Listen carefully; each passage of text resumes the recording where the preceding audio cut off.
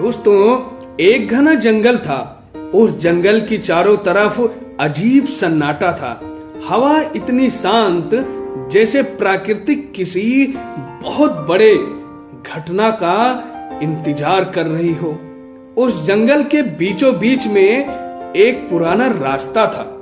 लोग उस रास्ते से जाने के लिए डरते थे। क्यों डरते थे? ये सबसे बड़ा सवाल है। क्योंकि वहां एक बहुत ही भयंकर विषैला सर्प रहता था। उसके डर से गांव के लोग कांपते थे। कई यात्री उस रास्ते से लौट जाते थे और कई कभी वापस ही नहीं लौट के आए। लेकिन एक दिन उस रास्ते पर चल पड़े महात्मा बुद्ध, और फिर जो हुआ उसे पूरे गांव की सोच बदल दी। सर्प का आतंक। गांव के लोग हमेशा डरे रहते थे। जंगल के उस हिस्से में अकेले कोई जाने की हिम्मत नहीं करता था। लोग कहते थे कि उस सर्प की आंखों में मौत दिखाई देती है। कई शिकारी उसे मारने गए, लेकिन कोई सफल नहीं हुए।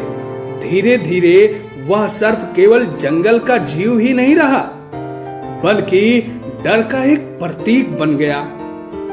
गांव के बच्चे रात में उसका नाम सुनकर रोने लगते थे। और उसी समय महात्मा बुद्ध अपने शिष्यों के साथ उस गांव में पहुंचे।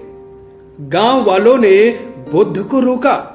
कहा, भगवान, उस रास्ते पर मत जाइए, वहां मौत रहती है। लेकिन बुद्ध शांत थे। उनके चेहरों पर वही मुस्कान थी जो हर परिस्थिति में बनी रहती थी। बुद्ध ने धीरे से कहा, जिसके भीतर भय नहीं, उसे कोई भयभीत नहीं कर सकता है। चलिए अब आगे समझते हैं जंगल की ओर यात्रा। दोस्तों, सुबह का समय था।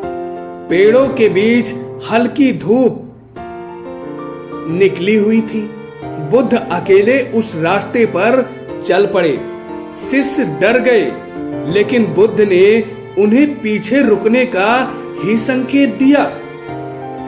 जंगल जितना गहरा होता जा रहा था, वातावरण उतना ही डरावना बनता जा रहा था।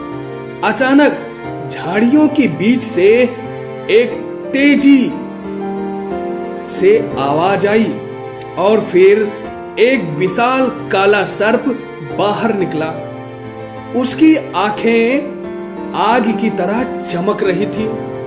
इतना बड़ा इतना बड़ा कि देखकर किसी की भी सांसें रुक जाए। सर्प ने जोर से फुफकार मारी। पूरा जंगल कांप उठा। लेकिन बुद्ध अब भी शांत खड़े थे। ना डर, ना क्रोध और ना घबराहट। सर्प का क्रोध रौद्र रूप ले रहा था।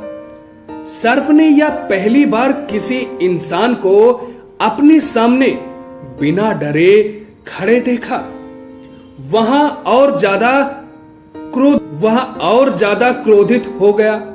वह तेजी से बुद्ध की ओर बढ़ा। जहर से भरे उसके दांत चमक रहे थे। इतने भरे जहर थे। लेकिन बुद्ध ने ना केवल उसकी आंखों में देखा, उस नजर में नफरत नहीं थी, सिर्फ करुणा थी। कुछ पल के लिए सर्प रुक गया। उसे समझ नहीं आया कि यह इंसान डर क्यों नहीं रहा। बुद्ध ने शांत स्वर में कहा, तुम इतने क्रोधित क्यों हो? सर्प और जोर से फुफकार मारने लगा, जैसे ही मानो वो पूरी दुनिया से अपना बदला लेना चाह रहा हो। तब बुद्ध मुस्कुराते हुए बोले, क्रोध सबसे पहले उसी को जलाता है जिसके भीतर वह पैदा होता है। तो आइए जानते हैं कि यह सर्प इतना खतरनाक कैसे हो गया, उसका अतीत क्या था। लोग कहते हैं बुद्ध केवल चेहरा नहीं देखते थे, वे आत्मा का दर्द भी समझ लेते थे। बुद्ध ने महसूस किया कि यह सर्प जन्म से क्रूर नहीं था। बार बार लोगों ने उसे पत्थर मारे, उसे मारने की कोशिश की और धीरे धीरे उसका दिल क्रोध से भर गया। अब वह हर इंसान को अपना दुश्मन समझता है। बुद्ध धीरे धीरे उसके करीब गए। शिष्य दूर से देखकर कांप रहे थे। उन्हें लगा अब सर्प हमला करेगा, लेकिन तभी कुछ ऐसा हुआ जिसकी किसी ने कल्पना भी नहीं की थी। सर्प ने अपना फन नीचे कर लिया। उसकी आंखों का जो क्रोध था वह धीरे धीरे अब शांत होने लगा था। करुणा की शक्ति कितनी ही शक्तिशाली होती है और क्या होती है, अब वीडियो में हम आगे यही समझेंगे। बुद्ध ने कहा, शक्ति किसी को डराने में नहीं बल्कि खुद को नियंत्रित करने में है। सर्प पहली बार किसी की बात सुन रहा था। बुद्ध ने उसके सिर पर हाथ रखा। पूरा वातावरण अब तो बदल चुका था। जंगल का डर मानो अचानक खत्म होने लगा। बुद्ध बोले, यदि तुम दूसरों को दर्द दोगे तो तुम्हारे भीतर शांति कभी नहीं आएगी। सर्प शांत हो गया। उसकी आंखों में पहली बार क्रोध नहीं था बल्कि सुकून दिखाई दे रहा था। गांव वालों की क्या गलती थी? आखिर वो इतना खतरनाक सर्प कैसे बना, जिसमें गांव वालों की क्या गलती थी? कुछ दिनों बाद गांव वालों ने देखा कि अब सर्प किसी को नुकसान नहीं पहुंचा रहा। लोगों का डर धीरे धीरे खत्म होने लगा, लेकिन धीरे धीरे कुछ लोग उसका मजाक भी उड़ाने लगे। बच्चे उसे पत्थर मारते, लोग उसे कमजोर समझने लगे।